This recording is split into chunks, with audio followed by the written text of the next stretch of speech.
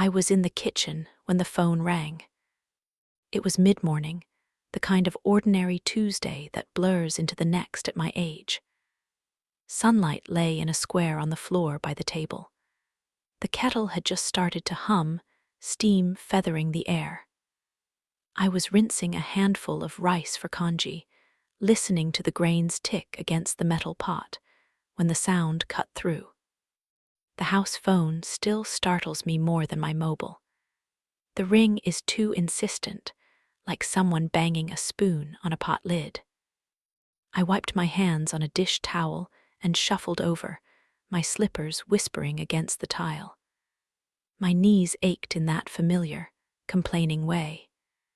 Aging is like living in a house where all the floorboards squeak at once. "Hello," I said, pressing the receiver to my ear. "Mrs. Chen," a man's voice low and precise. "Yes, this is she." "This is Michael Lee," he said. "From Lee and Associates, your attorney."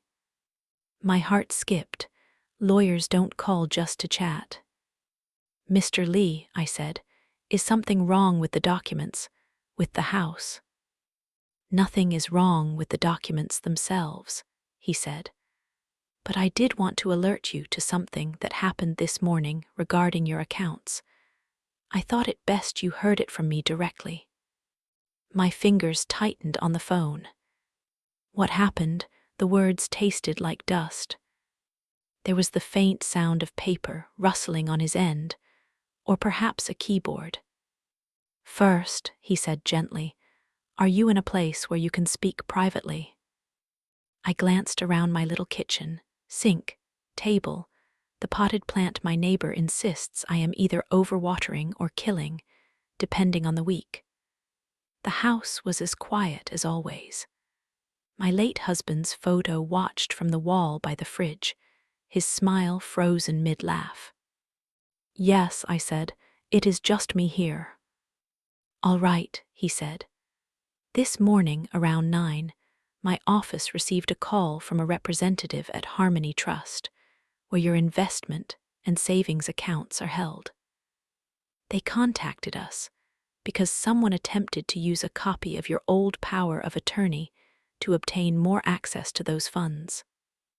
The room seemed to tilt just a little.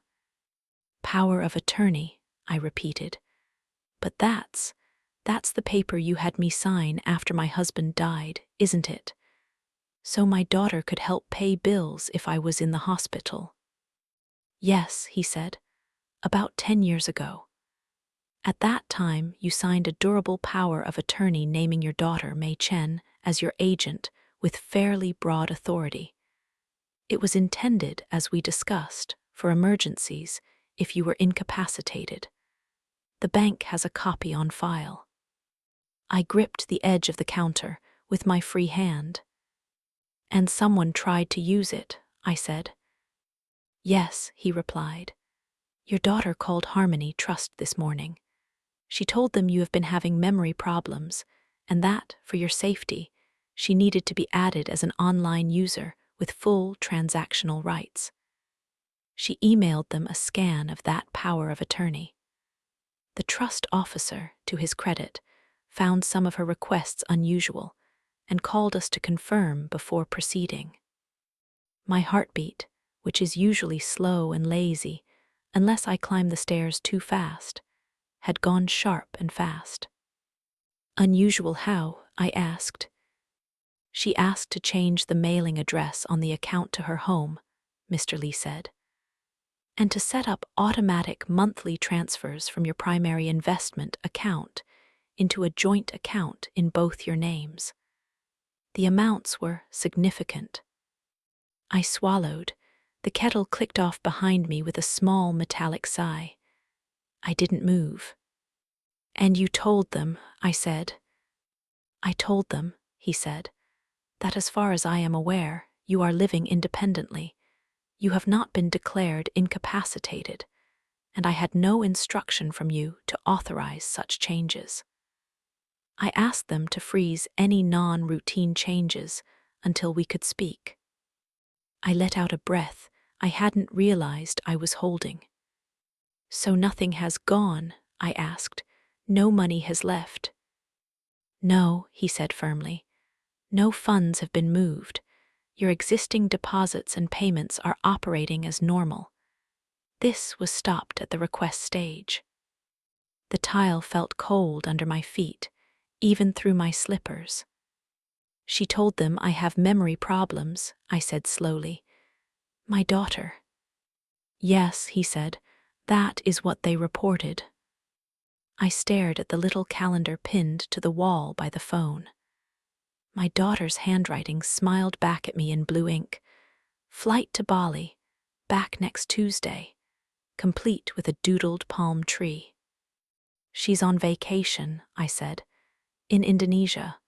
She sent me a picture last night on the beach with a drink in a coconut. There was a brief pause on the line. I see, Mr. Lee said. His voice had that careful, balanced tone people use when they're stepping between stones in a stream. Mrs. Chen, I know this is a lot to take in. May I ask, how are you feeling about what I've just told you? I looked at my hands. The skin on the back of them has grown thin, the veins like small roads beneath the surface. They were trembling, just slightly. I feel, I said, then stopped. A dozen words crowded at the front of my mind.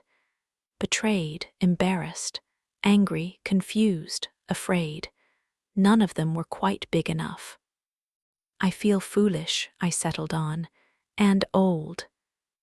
I'm sorry, he said quietly.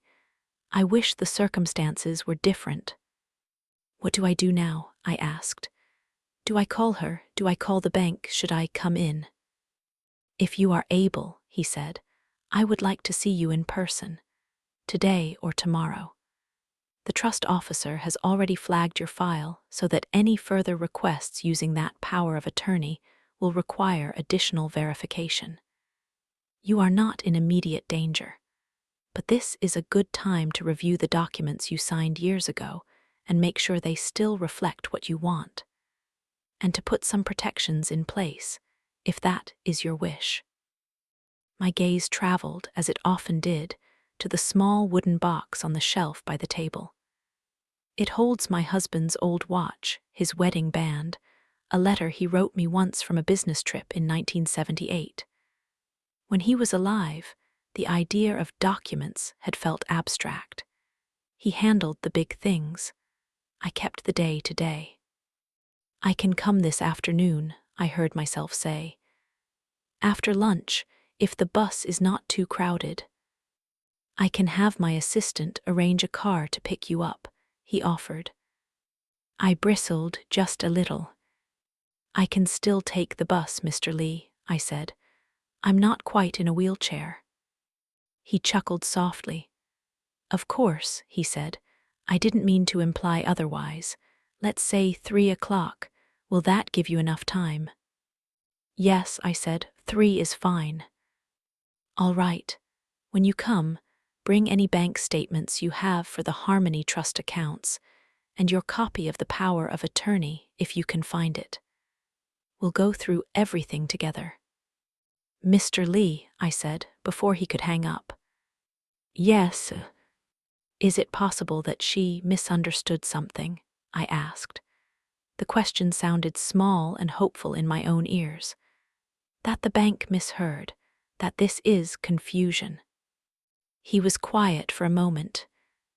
It is always possible for there to be misunderstandings, he said. Documents misfiled, wires crossed. But the trust officer was quite clear about who called, what was requested, and what document was provided as support. I nodded, even though he couldn't see it. Thank you for calling me, I said, for not just letting it go. It's my job, he replied. And beyond that, I've known you a long time, Mrs. Chen. I know how hard you and your husband work to build what you have. You deserve to know when someone is trying to move pieces on the board. After we hung up, I stood there for a while, holding the silent phone in my hand, listening to the tick of the clock above the sink. The kettle had gone stone cold. I did not call my daughter right away. For one thing, I did not trust my voice. It felt like it belonged to someone else, someone whose chest was too tight. For another, I have lived long enough to know that it is dangerous to speak when your insides are still shaking. Instead, I made myself pour the water out of the kettle, refill it, and put it back on the stove. The familiar motions were a kind of anchor. Rinse the rice. Add more water. Set it to simmer. The little sounds, the gas whoosh, the lid rattling, were oddly comforting. On the table lay my mobile phone, face up. The last message from May was still on the screen. A photo of sand and blue water. Her feet, painted toenails, stretched toward the waves. The caption read, "Finally. Can you believe your dough-rolling daughter made it to Bali, Ma? Don't worry, I'll bring you something pretty." A smiley face, a palm tree, a red heart. She had not called before she left, just sent that text and a whirlwind voicemail about needing to escape and reset after a bad quarter at work. I'd listened to it twice and told myself not to fuss. She's 44, not a teenager. Women take trips. They drink out of coconuts. The world is different now. I stirred the congee, watching the rice bloom and dissolve. My mind wandered, as it always does, back to when my children were small.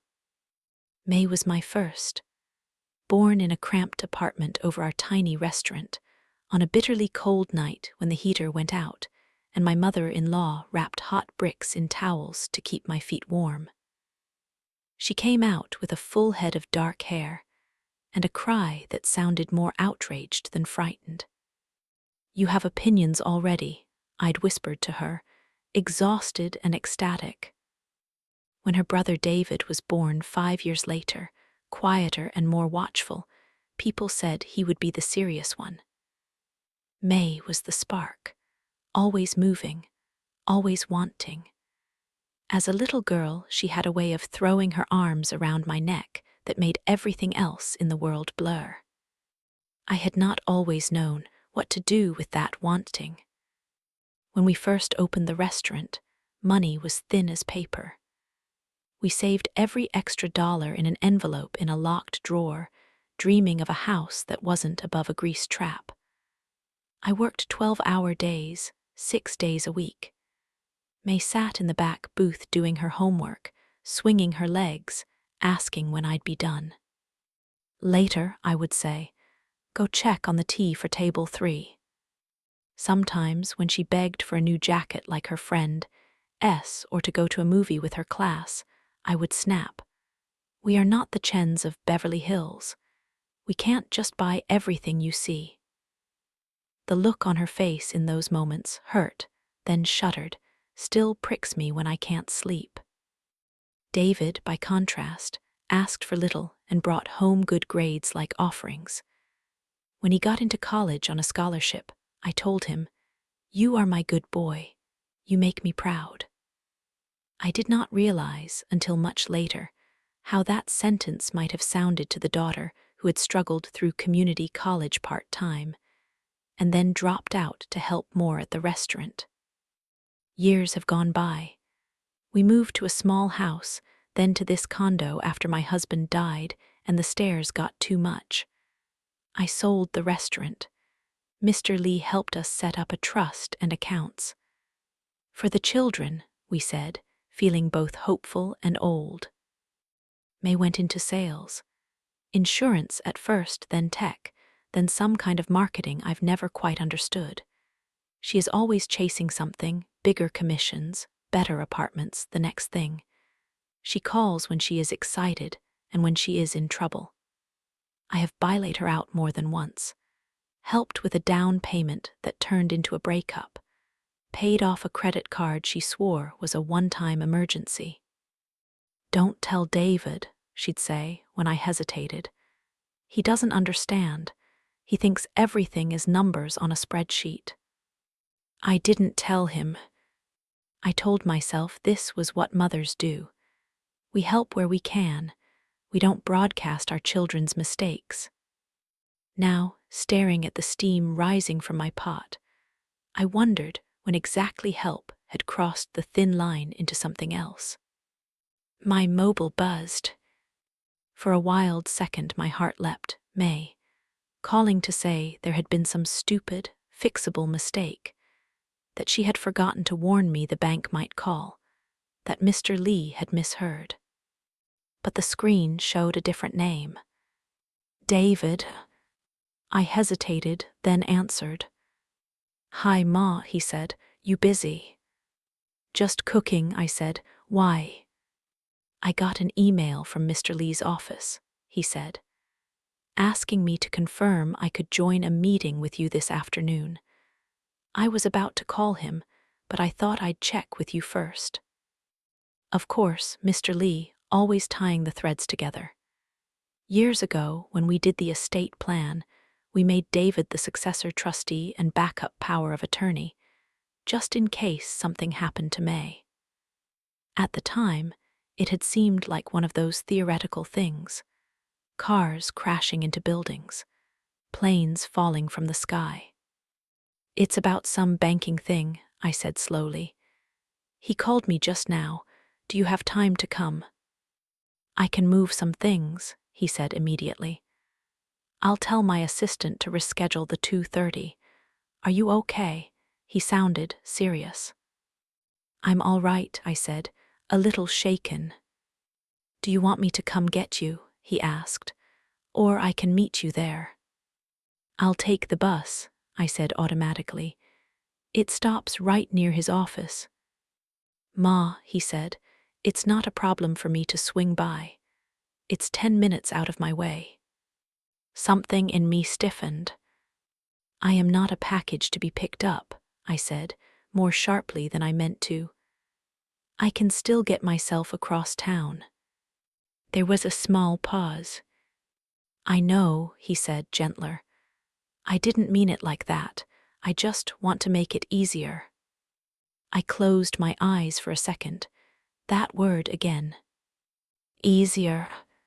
For whom? I know, I said. I'm sorry. I'm on edge. I can hear that, he said. Look, why don't we meet there? I'll aim for 10 to 3. We can go over whatever this is together. All right, I said. Thank you. Ma. Yes.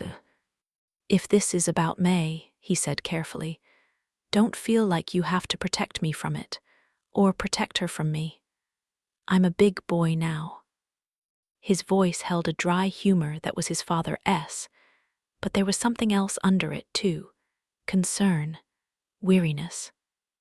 I thought about all the times I had shielded May's choices from him, out of some misguided sense of fairness. Or shame. We'll talk this afternoon, I said, one thing at a time. After we hung up, I finally poured myself a bowl of congee. I sat at the small table where, for 30 years, I have eaten breakfast alone. The food tasted like nothing at all. Mr. Lee's office sits on the 12th floor of a building downtown, all glass and steel. I still remember the first time my husband and I rode the elevator up there, 20 years ago, our good shoes echoing on the polished floor. We had felt important and completely out of place. This time, the elevator ride made my ears pop. My reflection in the mirrored walls looked smaller than I remember. When did my shoulders start to slope like that? David was already in the waiting area when I walked in, checking his phone. He stood when he saw me. You took the bus, he said, half chiding, half admiring. It still comes to my corner, I replied, until they cancel it too. He bent to kiss my cheek. His cologne smelled faintly of cedar.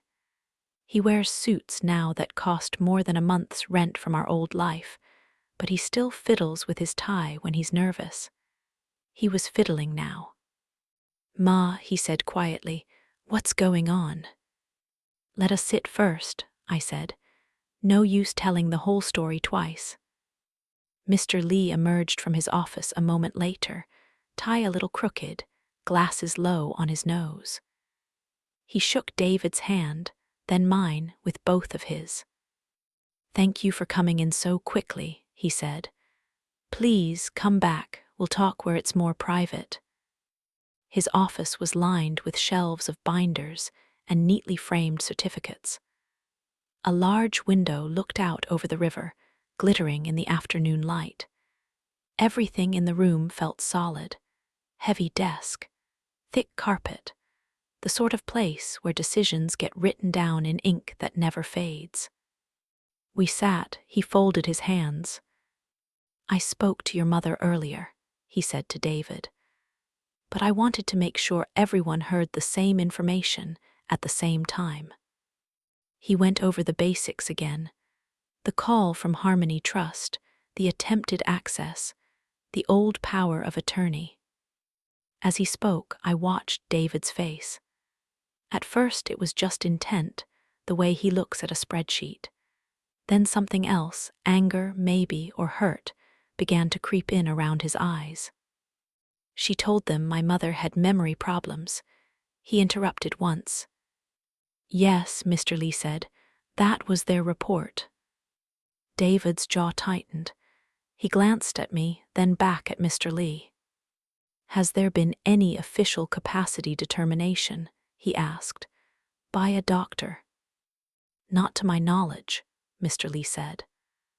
"And, if I may say, in my interactions with your mother today and previously, she has been entirely capable of understanding and directing her affairs." I felt a small, ridiculous impulse to sit up straighter, as if good posture could be entered into evidence. "Your mother signed a broad power of attorney after your father passed," he continued. "At that time, she named May as primary agent and you as successor. The intent, as we discussed then, was to allow either of you to step in and handle finances if she were truly unable to, hospitalized, for example, or cognitively impaired." He spread his hands. "The law generally assumes an adult has capacity unless a court or medical professional has found otherwise. However, financial institutions vary in how rigorously they check. In this case, the trust officer did exactly what we would hope." He paused and verified. "So what could May have done," David said, "if they hadn't called you?" "She could not have emptied the accounts overnight," Mr. Lee said. "There are still safeguards, but with that document, and if the institution accepted her representation that your mother was unable to manage on her own, she could have gained substantial control, changed addresses, initiated regular transfers, made investment decisions. Over time, that can do harm." He looked at me. "I'm not telling you this to frighten you, Mrs. Chen," he said, "but to be clear. These tools are powerful. In the right hands, they prevent chaos. In the wrong hands, or even just clumsy ones, they can create it." I nodded slowly. "So what do we do?" I asked. "Tear up the paper?" "We can't unsign the past," he said, "but we can update it. You have full capacity today. That means you can revoke or limit that old power of attorney if you wish. We can create a new one with different terms, narrower powers, shared responsibility, or a different agent." "And May," I asked, "what happens to her?" "That depends on what you choose," he said. "Legally, we can notify the trust and May that the prior document is revoked and that all future actions must go through the new structure. Morally," he spread his hands again, "that's between you and your family." David leaned forward. "What would you recommend," he asked, "if we were any other family?" Mr. Lee smiled faintly. "There is no any other family," he said, "but broadly, I'd recommend that while Mrs. Chen is capable, we document her wishes and put guardrails in place." Many of my clients your age now choose co-agents, two people required to act together, or require both agent and attorney to sign off on major changes. That way, no one person is a single point of failure. He glanced at me again. "How do you feel about that, Mrs. Chen?" he asked gently. "About adjusting who can do what and under what circumstances?" I looked out the window for a moment. Cars crawled along the bridge like tiny beetles. Somewhere below, someone was probably eating a late lunch, not knowing anything about powers of attorney. I began, then stopped. I felt like I was betraying my daughter, and also that she had already betrayed me first. "When your father died," I said slowly, "I made May the main one because she was nearby. David was still in school out of state. She could come with me to the bank, talk to the teller. She seemed strong." I let out a small breath. Sometimes I wonder if I pushed her to be strong before she knew how. I turned back to them. "Now," I said, "I would prefer not to have one child holding the pen over my head. I don't want that for May, and I don't want that for David. If I need help one day, I want it to be shared, discussed, not one person deciding I am finished." David's shoulders dropped a fraction, as if he had been holding himself up by will alone. "We can do that," Mr. Lee said. "We can name both children as co-agents, but only for limited tasks, and only upon written confirmation from a physician that you truly cannot manage. Until then, you remain the primary decision-maker. We can also instruct Harmony Trust in writing that no address changes or new transfer arrangements are to be made without speaking to you directly, on a recorded line." "Recorded," I repeated, "like criminals." "Like clarity," he said. We spent the next hour going through papers. Mr. Lee slid forms across the desk. I read them more carefully than I might have 10 years ago. Words like revoke and successor and capacity no longer floated past me like fog. They had sharp edges now. At one point, Mr. Lee asked me to recite, for the record, my full name, birth date, address, today's date, and the purpose of the meeting. He said it was just a note for the file, but I understood. A little shield in case anyone later claimed I hadn't known what I was signing. I answered all his questions. I even added, "And I am hungry because my son made me miss lunch," which made David roll his eyes and Mr. Lee smile for real. When it was time to sign, the pen felt heavy in my hand. Ink glided across the paper, forming the same 3 characters I have been writing since I learned to hold a brush. Chinese letter, Chinese letter, Chinese letter. Chen Yulan. Mrs. Chen to the phone. Yulan to my husband when he wanted something. As I wrote, I thought about another piece of paper, years ago, when May had come to me with shaking hands and a lease she could not afford. "Just co-sign," she'd begged. "They won't rent to me without a guarantor. It's a good place. I'll get a promotion soon." I had signed then, too. That time, we both pretended I wasn't taking a risk. She had moved out of that apartment 6 months later, heartbroken and behind on payments. I had made up the difference quietly so it would not go to collections. I had not told David. We make so many choices with pens in our hands, thinking only of the next few steps. We rarely imagine we'll be sitting in a lawyer's office 20 years later, untangling the knots. When we were done, Mr. Lee gathered the pages and tapped them into a neat stack. "In here," he said, sliding a copy of the new documents in a folder toward me, "is what we did today. I've also drafted a letter to Harmony Trust instructing them to disregard any future attempts to use the old power of attorney, and a note to your daughter informing her of the change." I will not send that second one until you tell me you're ready. What happens, I asked, if she argues, says I am confused, that I've been tricked? Then, he said, we remind her and anyone else that you came here of your own accord, that I assessed you as capable, and that you signed these documents after a thorough discussion. If necessary, we can ask your primary doctor to add a note to your medical file about your current cognitive status. I don't anticipate a court battle, Mrs. Chen, but if one came, you would not be alone in it. I exhaled slowly. I don't want a battle, I said. I want a conversation, before everything turns into lawyers and judges and strangers making decisions. He nodded. I would encourage that, he said. Legal tools are a backstop, not a replacement for family talking to family. On the bus ride home, I sat by the window and watched the city slide by. The bakery where they still make pineapple buns the old way. The park where I used to push May on the swings until my arms ached. The corner where David once crashed his bicycle and came home with bloody knees and indignant tears. My phone sat silent in my purse. Part of me wanted to call May right then to say, "What have you done?" Part of me wanted to wait until she set foot back in this country so I could look at her face.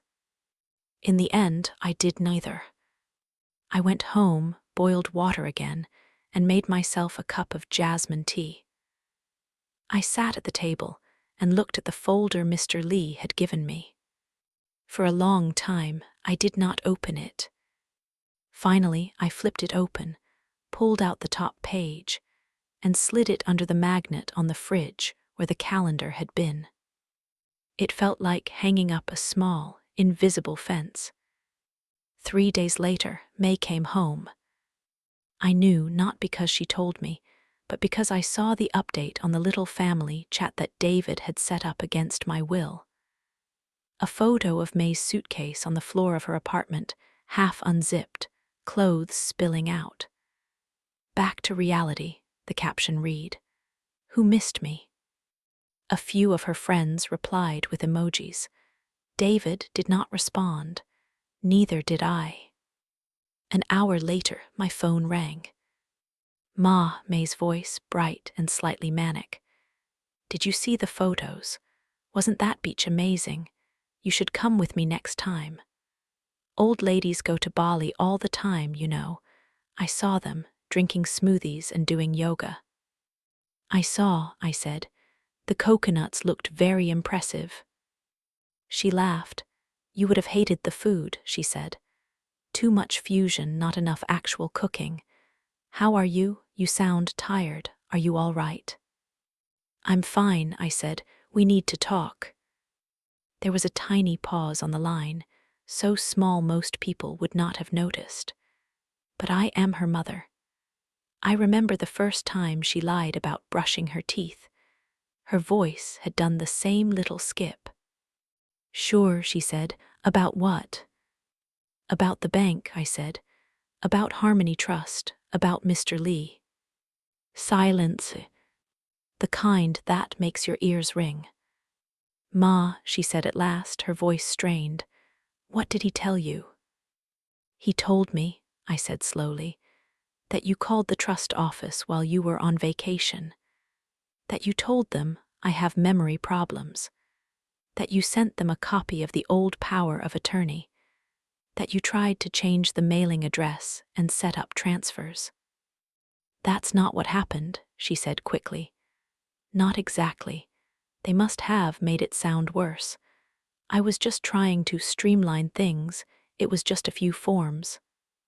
Streamline, I repeated. That is a very smooth word. I didn't mean anything bad by it, she said. I was thinking ahead. You always tell me to think ahead. Thinking ahead, I said, is buying onions when they're on sale because you know you'll need them later. It is not moving someone's money while they are still alive without telling them. Ma, she said, her tone sharpening, You're overreacting. It was just going to be small transfers, to help with bills. I was going to explain when I got back.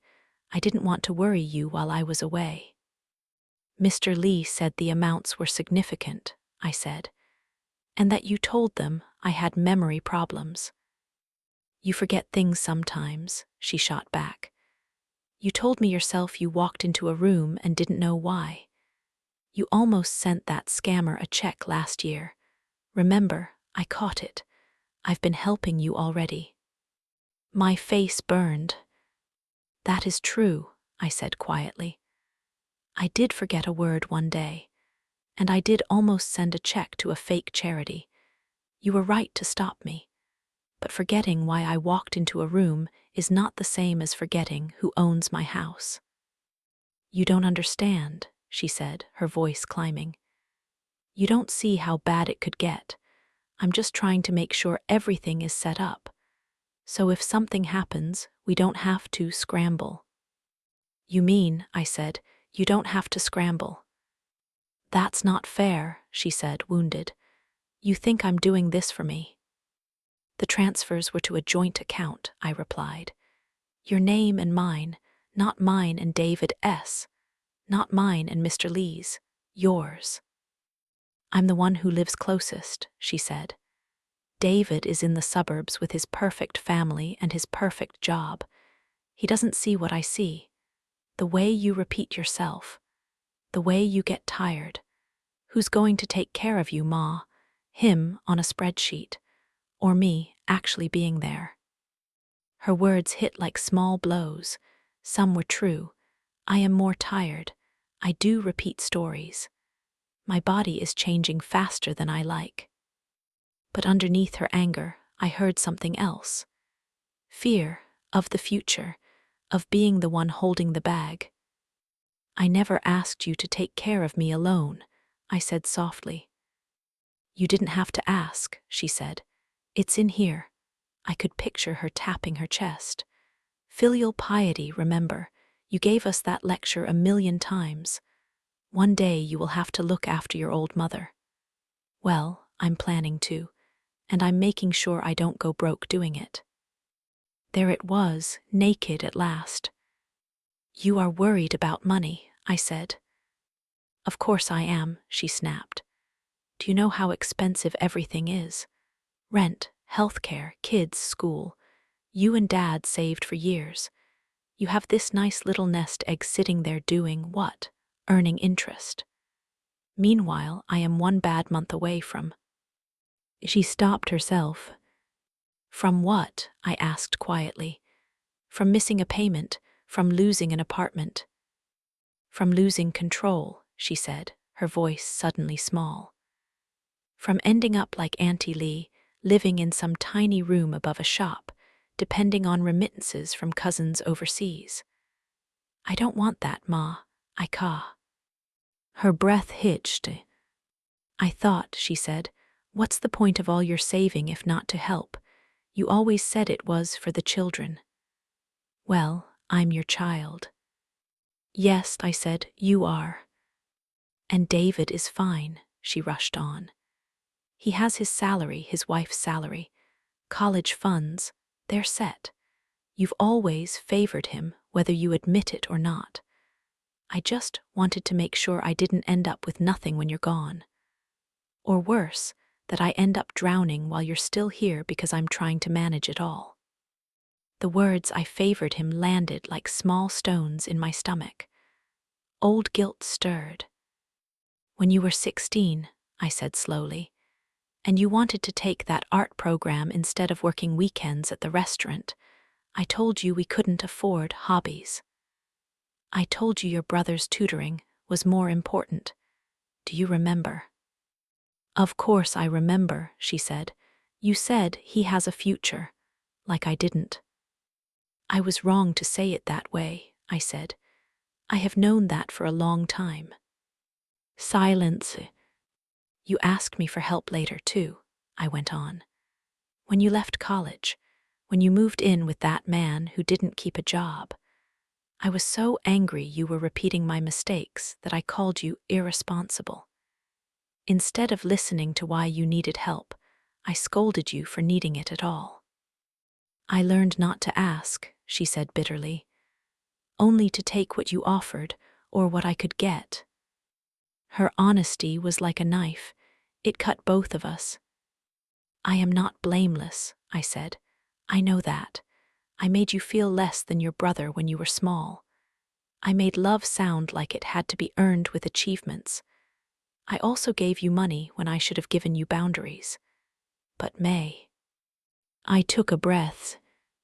None of that gives you the right to tell strangers that my mind is broken, or to move pieces of my life without my hand on them. She didn't answer. I went to Mr. Lee, I said. We changed the papers. The old power of attorney is revoked. From now on, if I cannot make decisions, both you and David will have to agree. And until that day, no one moves anything without my voice saying yes. Her inhale was audible. So you don't trust me, she said. Not a question, a verdict. I do not trust what you tried to do, I replied. Trust is not a blanket. It is made of many small threads. You cut through some of them this week. That's it then, she said. After everything I've done for you, all the rides to the doctor, all the shopping, one phone call and suddenly I'm the villain. I did not say you are a villain, I said quietly. I said you made a choice that endangered me and yourself, and I must protect all of us. That is still my job. She laughed, a sharp, unhappy sound. You and your jobs, she said. You only know how to work, to save, to scold. Fine. Do what you want, Ma. Lock it all up in trusts and signatures and whatever.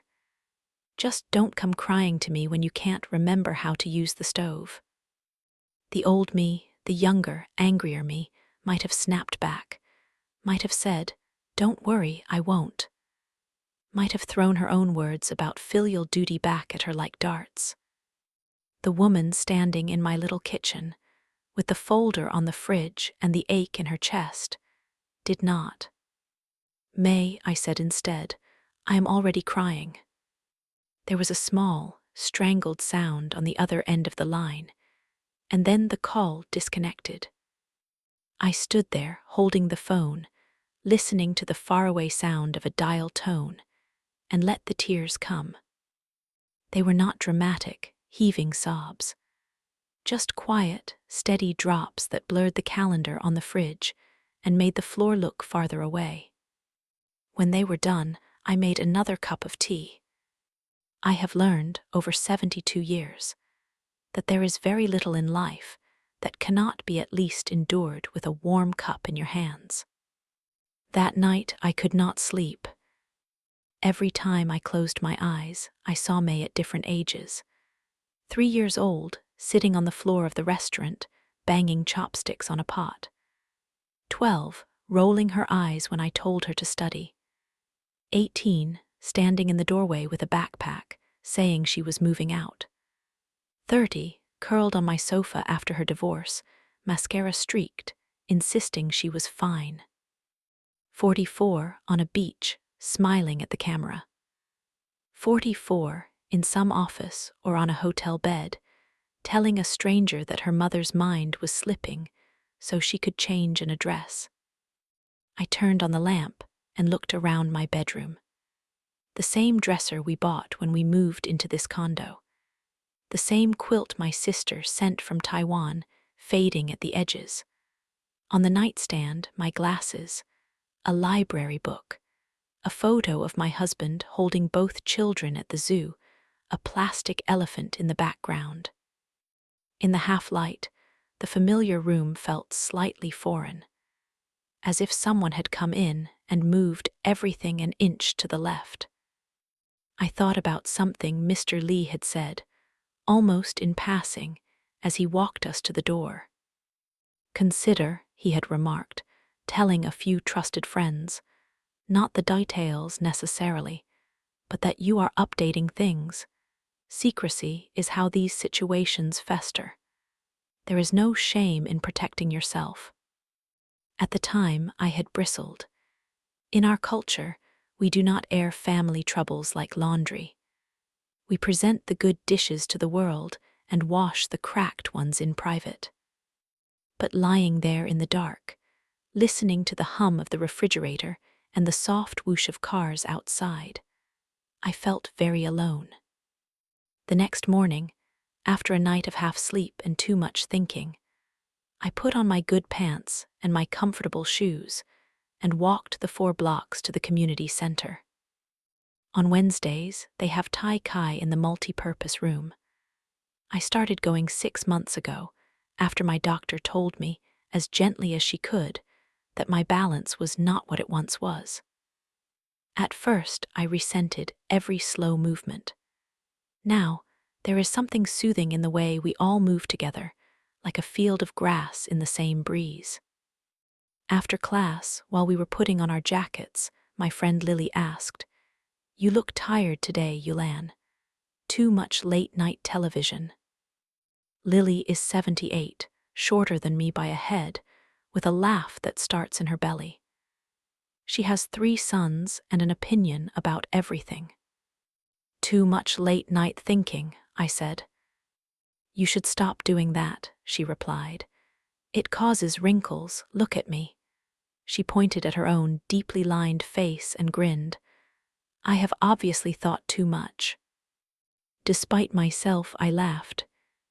We walked to the tea table in the lobby and poured ourselves paper cups of weak oolong. "Do your children fight over you yet?" she asked, half joking. "Mine are already planning my funeral like it's a group project." "Fight over me," I said. "No, over my money maybe." Her eyebrows climbed. "Ah," she said, "so that kind of thinking." I hesitated. "Do you ever," I began, then tried again. "Have you had issues with them and banks?" She snorted. "My eldest," she said, "once tried to borrow from my savings without telling me. He called it an advance on inheritance." She rolled her eyes so hard I thought they might get stuck. "I nearly hit him with my slipper. We fixed it, but I changed some papers after that." "You didn't feel guilty?" I asked, "protecting yourself from your own child?" "I felt angry," she said, "and sad. And then I remembered that if I end up broke in a nursing home because I was too afraid to hurt his feelings, he will not be the one bringing me good dumplings. He will be at work, still complaining about money. So I let the lawyer hurt his feelings for me." We sipped our tea in silence for a moment. "My daughter," I said, surprising myself, "tried something like that. My lawyer caught it." Lily nodded, as if I'd told her the weather. "Of course she did," she said. "They all try something sooner or later. They are anxious. They see us getting older. They see our accounts. They add numbers in their heads." "I changed the documents," I said. "Like you, added more locks. It feels disloyal." "It feels like being a grown-up," she said. "Again, I thought we were done with that when our children moved out. But no, we have to be grown-ups twice in one life." I smiled, a small, tired curve. "What about her?" Lily asked. "Your daughter, did she apologize?" I thought about the phone call. The anger, the fear under it, the click at the end. "Not yet," I said. "She might," Lily said. "Or she might not. Either way, you drink your tea, you see your friends, you stretch your legs. Life is not only this problem." She tipped back the last of her tea and crushed the cup in her hand. "Come on," she said. "They're starting mahjong in the side room. You can lose to me instead of losing to your children." "Maybe next week," I said. "My head is too full of tiles already." On the way home, my steps felt a little steadier. It is a strange blessing. Realizing your trouble is not so unique. That you are not the only mother whose child has crossed a line, and then claimed it was for your own good. It does not fix anything, but it makes the room feel less empty. A week passed. I sent May one text during that time. I hope you are home safe. I am here. She did not respond. On the family chat, she posted a photo of my grandchildren, her 2 boys eating ice cream, faces sticky with chocolate. No caption. I clicked the little heart under the picture. That was all. David called twice, his voice taut with questions he didn't quite ask. Do you want me to talk to her? He offered. As a brother. As another person with a calculator. Not yet, I said. Let me try first. Okay, he said. But I'm here, for both of you. I don't want this to become one of those things nobody mentions for 10 years until a funeral. His words landed heavy. Neither did I. On Sunday, May called. Her name flashed on the screen while I was folding towels. I stared at it for 1 ring, 2, then picked up. Ma, she said, no greeting. Her voice sounded tired. Can I come over? Yes, I said, I'm home. I know, she said, you're always home. There was no heat in it, just observation. She arrived 20 minutes later, hair pulled back in a loose knot, no makeup. The confident armor she wears to work was missing. She looked, suddenly, very much like the girl who used to raid the fridge after school and talk with her mouth full. She stood in the doorway, one hand on the frame. Are you going to hit me with a slipper? She asked, attempting a joke. I considered it, I said, but my shoulder is not what it used to be. Her mouth twitched. Can I come in? She asked. This is still your mother's house, I replied. Not a dragon's cave. Come. We sat at the kitchen table. I poured tea. The steam rose between us like a small, fragile wall. For a moment, we spoke of ordinary things. The boys' school. The strange weather, the price of vegetables. It was our usual dance, 2 people circling the real topic, afraid of stepping on it. Finally, May sighed. I talked to Mr. Lee, she said. Of course she had. And I asked. He told me about the new papers, she said. About the revocation. About the co-agent thing with David. He was very polite, very firm, she grimaced. I don't think he likes me very much. He likes the law, I said. That is his job. He said, she went on, that I should be grateful your accounts are still intact, that some people aren't as lucky. She rolled her eyes. I told him luck had nothing to do with it. He didn't laugh. I hid a small smile in my cup. Do you understand why I did it? She asked suddenly, looking up. Not the way I did it. I know you're mad about that. I mean the why. You were afraid, I said, of the future, of money, of being the one holding all the strings. Yes, she said, and also angry at you. That stung, though I had asked for honesty. Angry for what? I asked quietly.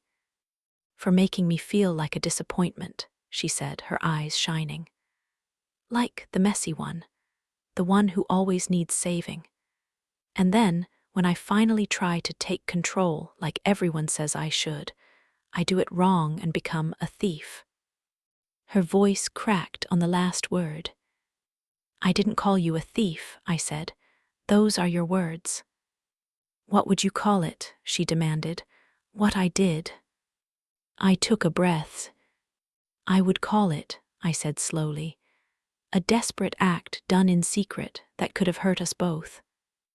She flinched. I am so tired of being desperate, she whispered. For the first time in that long, ugly week, my anger quieted enough to let something else through. Pity, not the condescending kind.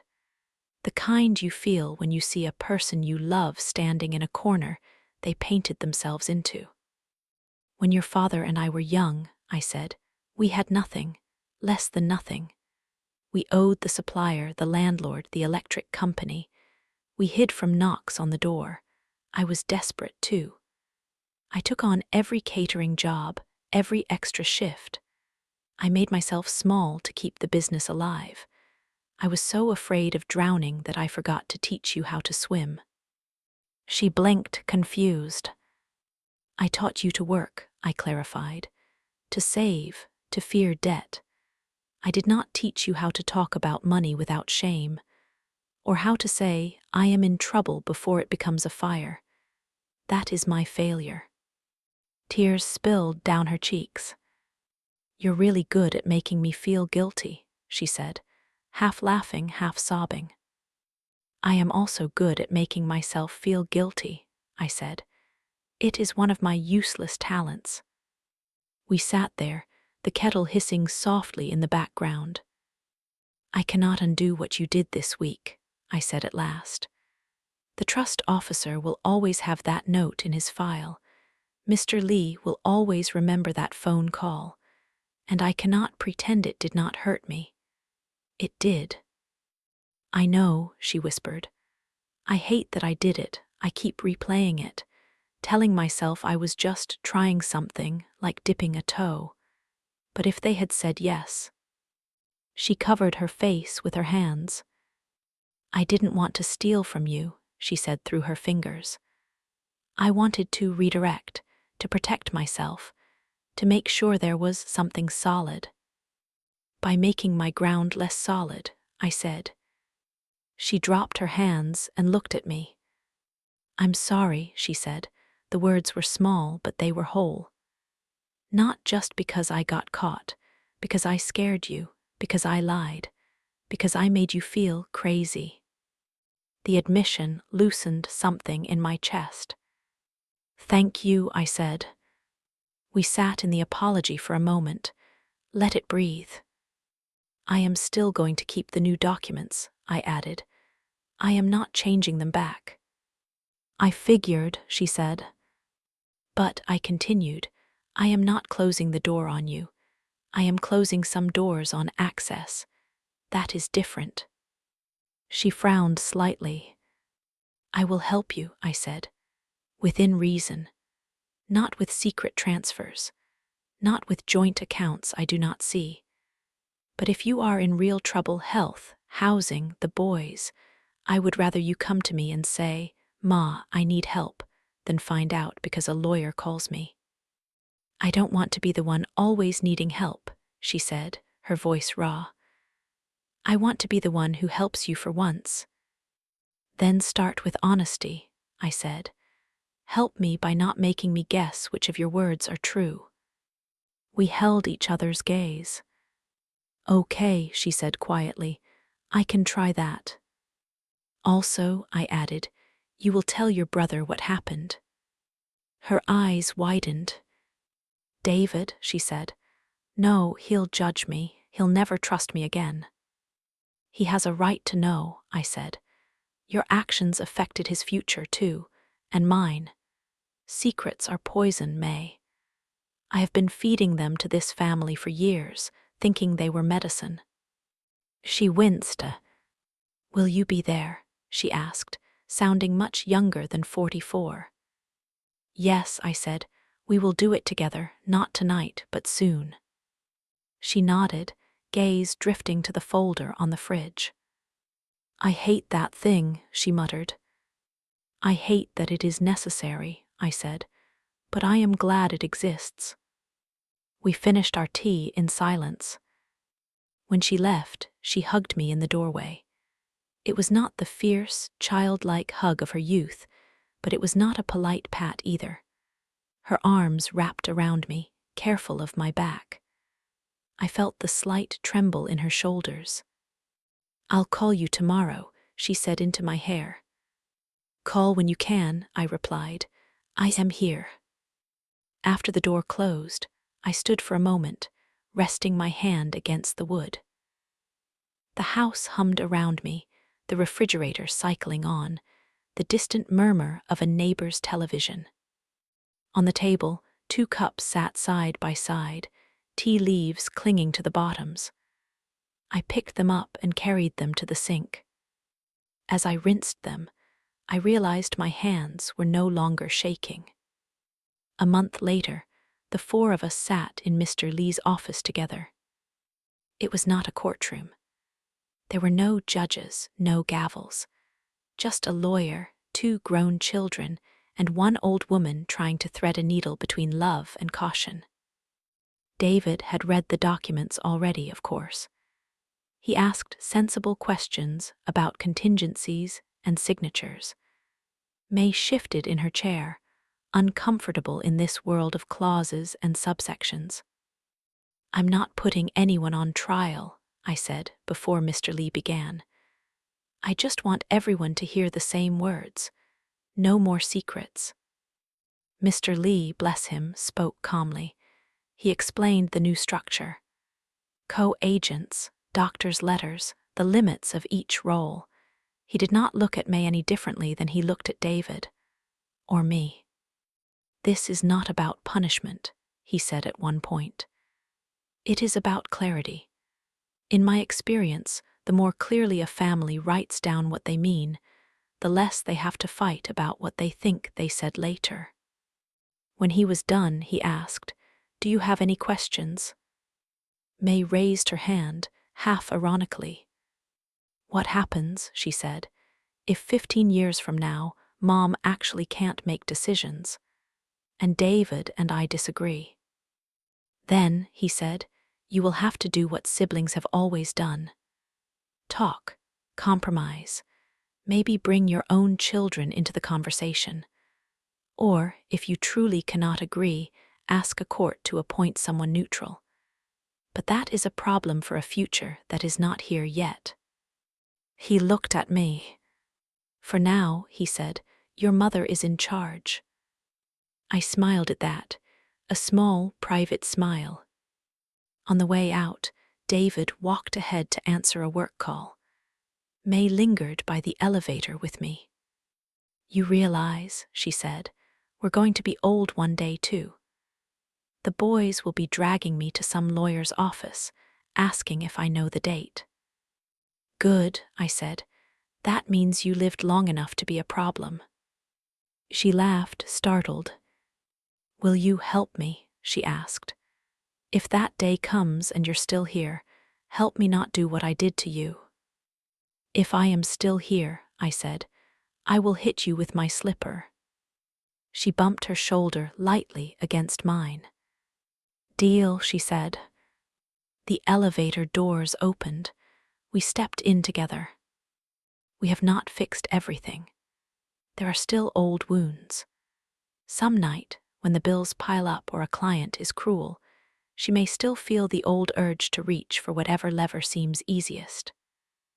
Some days, when my knees ache and my memory stumbles, I may still resent the fact that my children now look at me with the same worried calculation I once used on my own mother.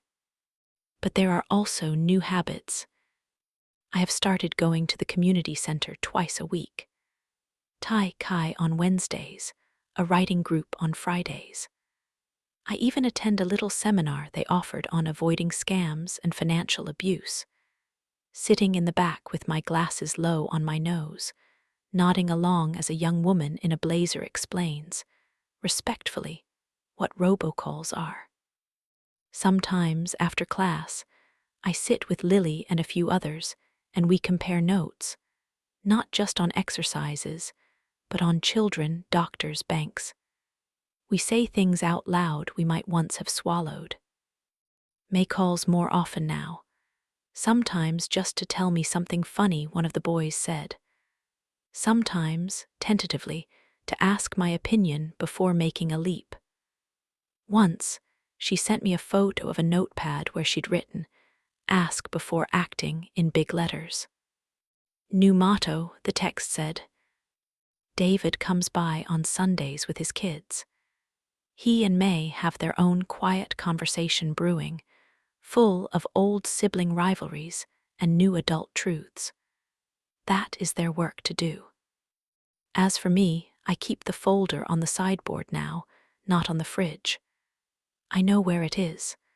I do not need to see it every day like a warning sign. One evening, as I was closing the curtains, my phone rang again. It was Mr. Lee. "Mrs. Chen," he said, "sorry to bother you at home. I just wanted to let you know that Harmony Trust confirmed receipt of the new instructions. They've updated their records.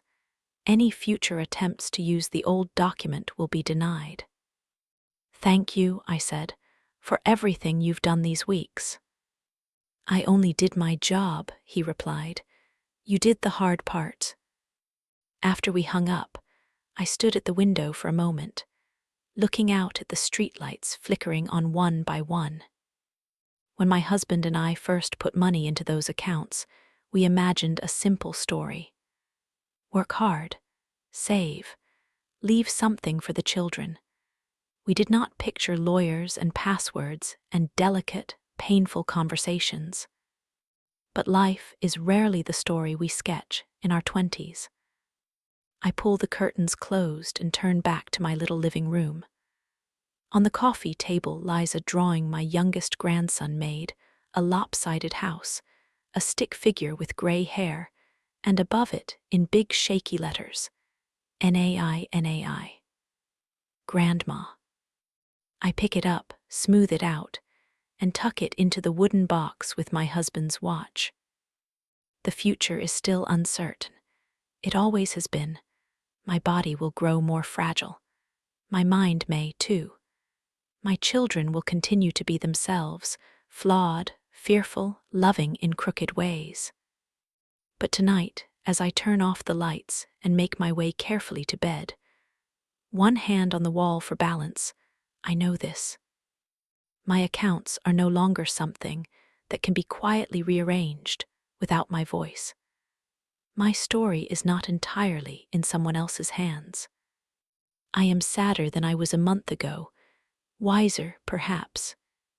And in ways that matter more than any number on a statement, I am still, for now, holding the pen.